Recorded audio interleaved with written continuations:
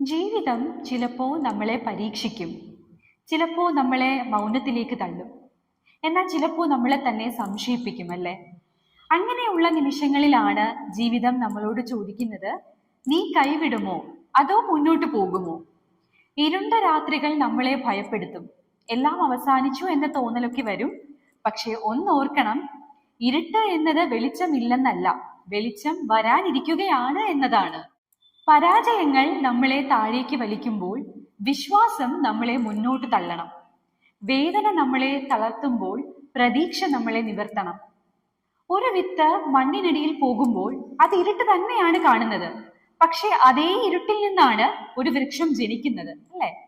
അതുപോലെ തന്നെയാണ് നമ്മുടെ ജീവിതവും.